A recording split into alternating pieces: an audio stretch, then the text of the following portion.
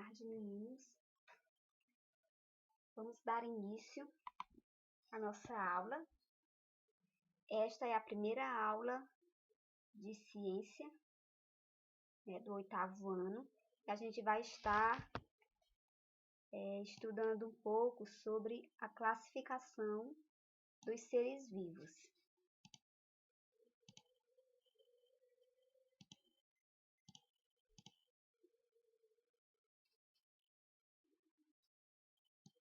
Certo. Primeiramente, vamos tentar entender o que é um ser vivo na visão da biologia. Às vezes a gente pensa que seres vivos são só nós, seres humanos, os animais das mais variadas espécies. No entanto, a gente no nosso planeta tem seres vivos que a gente nem pensa que é considerado um ser vivo. Então a gente precisa entender o que é um ser vivo para a biologia. Essa pedra aqui, ela é um ser vivo? Depois vocês vão me responder. Isso aqui é o quê? Isso aqui é uma esponja do mar, tá? E aqui a gente tem uma plantinha. A esponja do mar, ela é um animal. A gente pensa que é uma planta, mas ela é um animal e ela é um ser vivo, assim como a plantinha aqui ao lado. Mas o que indica que esses seres são vivos? Gente, é porque eles possuem células no corpo deles. As células são constituídas de átomos e moléculas. E essas por si só constituem as células. E daí a gente vai tendo os tecidos, os órgãos e os seres vivos, tá? E uma das principais características é que os seres vivos são capazes, além de possuidores de células, são capazes de se reproduzir. Aí a gente chega aqui no ciclo da vida. O ciclo da vida. Todos os seres vivos, eles nasceu aqui, depois eles crescem, aí depois eles se reproduzem. Que tem seus descendentes, e aí morre. Todos os seres vivos passam por esse ciclo. Assim, a gente não pode dizer que é exatamente desse jeito, porque tem gente que só nasce, cresce e depois morre, né? Nem se reproduz. Mas o ciclo perfeito da vida é esse aqui. Para dar continuidade no nosso assunto, eu acho importante nós falarmos primeiramente sobre relembrar o conceito de célula, tá? O que é uma célula? Olha só, a gente vai do macro, que é algo que é visível, para o micro, para vocês entenderem o que são células. Aqui a gente tem um homem, né? Desse homem a gente pega aqui um sistema, por exemplo, essa parte aqui é o sistema digestivo, aqui, sistema digestivo. E a gente tem também outros órgãos aqui. A gente tem o estômago e o fígado.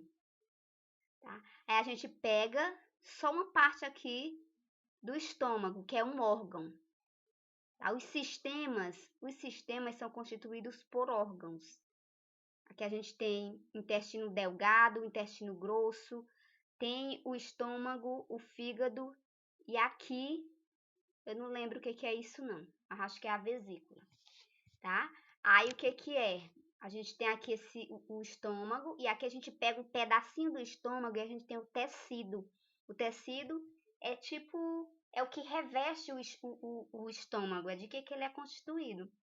E aí a gente pega um pedacinho do tecido e a gente vai ter a célula. Então, as células compõem todas as partes do nosso corpo, tá? De todos os seres vivos, não só do nosso corpo, mas de todos os corpos dos seres vivos. Sabendo a importância das células e que todos os seres vivos eles têm células, a gente vai aqui para a classificação delas. São classificadas, os seres vivos podem ser classificados de acordo com várias coisas, mas a gente vai ver aqui as principais. A primeira é o tipo de estrutura celular, porque a gente não tem só um tipo de célula, nós temos 2 tipos, que são as células procariontes ou procarióticas e as células eucariontes ou eucarióticas também. Olha aqui um exemplo, gente. Essas células procariontes tá aqui, ó, representada aqui pelas bactérias. Isso aqui é uma bactéria. Ó. Elas são simples, células simples que só tem a membrana plasmática, que é aqui essa parte aqui. Aí aqui dentro a gente tem o citoplasma e aqui a gente tem o material genético. Ela só é isso, ela é uma célula muito simples. E aqui a gente tem algumas organelas, que são os ribossomos. Isso aí não é importante para vocês agora. Eu só quero que vocês saibam que as células procariontes, elas são células bem simples. Aí, por sua vez, a gente tem aqui o outro tipo de célula, que são as células eucarióticas ou eucariontes. Cadê o meu pincel? Tá aqui. Certo. Olha aqui, ó. Essas duas células aqui, ó. Essa e essa verdinha aqui, elas são células eucariontes, tá? Que são células complexas, que elas têm muitas organelas, elas são... tem muitas organelas.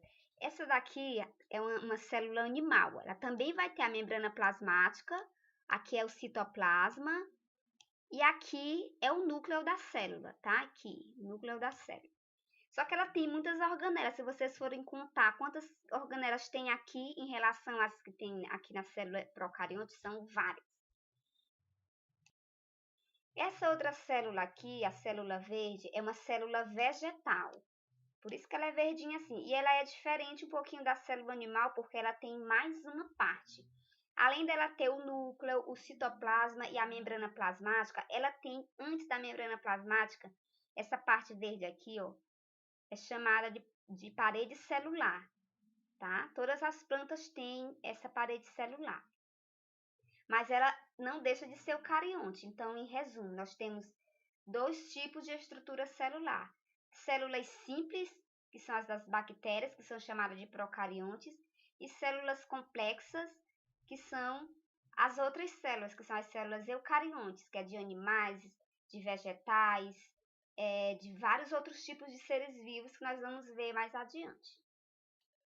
Outra classificação importante dos seres vivos é quanto ao número de células que eles são compostos. Tem os seres que só tem apenas uma célula e é um ser vivo, gente. Só uma única célula. Né? E tem aqueles que são compostos por várias células. Os seres que são unicelulares, tá aqui, ó. Seres unicelulares, eles são compostos por apenas uma célula. Que seres são esses, ó? Tá bonita bem aqui de novo. Bactérias.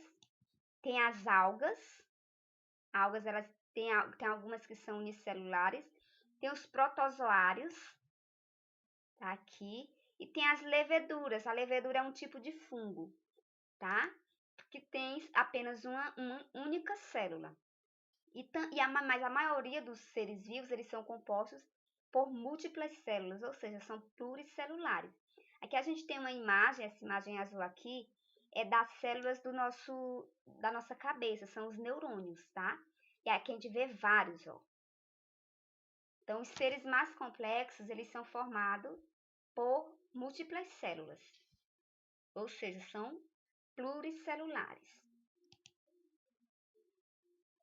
E também a gente pode classificar os seres vivos pelo tipo de reprodução. Como que eles se reproduzem?